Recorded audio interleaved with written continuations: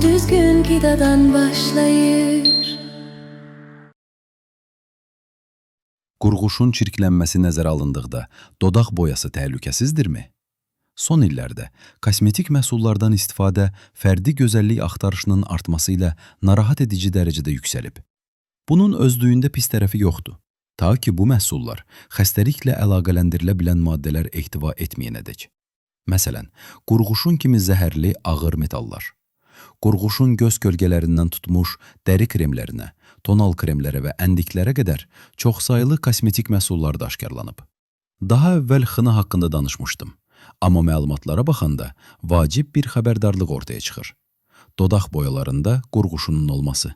Çünki dodaq boyasını istər-istəməz bir qədər udmuş oluruq. Hesablamalara görə bir qadın ömrü boyu təxminən 3 kiloqram dodaq boyası udu. Üstəlik, dodaq boyasından hamilə qadınlar və ya uşaq doğma yaşında olan qadınlar da istifadə edir. Bəli, qurğuşun yüksək dərəcədə zəhərlidir. Amma dodaq boyasında nə qədər qurğuşun ola bilər ki? Yəqin ki, çox cüzi mənbədir. Bununla belə, qurğuşunun bədəndə zamanla yığıldığını unutmaq olmaz və qurğuşun tərkibli dodaq boyalarının davamlı istifadəsi əhəmiyyətli məruz qalma yarada bilər. Amma bunu bilməyin yolu var. Sınaqdan keçirmək. 32 dodaq boyası və dodaq parladıcısı test edilib və məhsulların 3/4-də qurğuşun aşkar olunub. Bu isə ictimai sağlamlıq baxımından narahatlıq yaradır. Tapılan qurğuşun miqdarı nə qədər idi? Təxminən yarısı konfetlər üçün FDA tərəfindən tövsiyə edilən maksimum səviyyəni aşırdı. Bəli, amma o limit uşaqların hər gün yeyə biləcəyi qidalar üçün müəyyən edilib. Uşaqlar hər gün dodaq boyası yemir.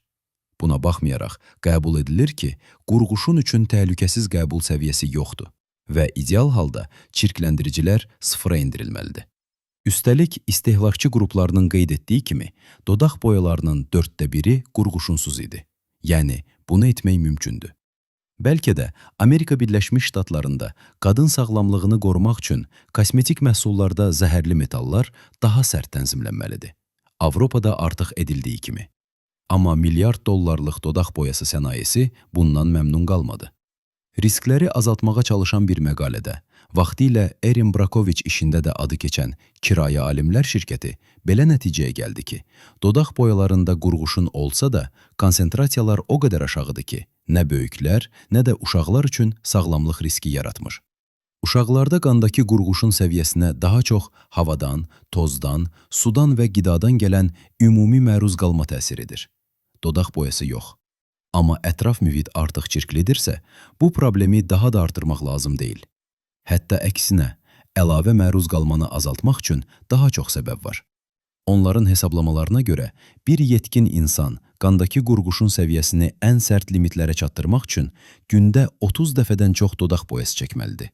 Daha ciddi səviyyələr üçün isə gündə 695 dəfə. Amma bu hesablamalar bir dodaq boyasında cəmi 1 ppm qurğuşun olduğu fərziyyəsinə əsaslanırdı.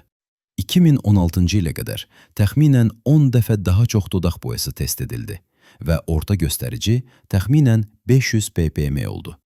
Məhsulların 10%-i 1000 ppm-dən çox idi. Bəziləri isə 10.000 ppm-yə qədər çatırdı.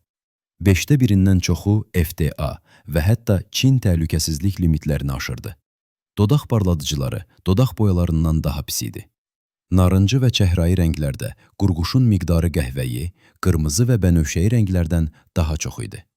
Ən çox çirklənmiş məhsullar isə 5 dollardan ucuz olanlar idi. 10.185 milliqram. Bu, kiloqrama 10 qram deməkdir. Yəni məhsulun 1%-i saf qurğuşundur.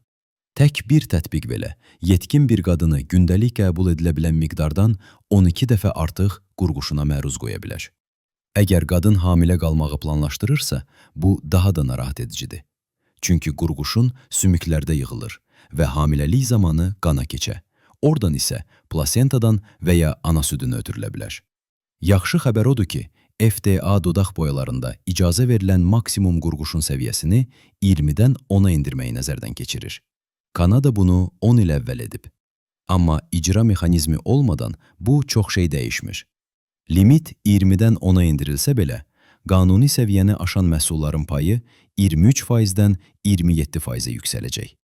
Limit nə olur olsun, mağaza rəflərində hələ də bu cür məhsullar varsa, problem qalır.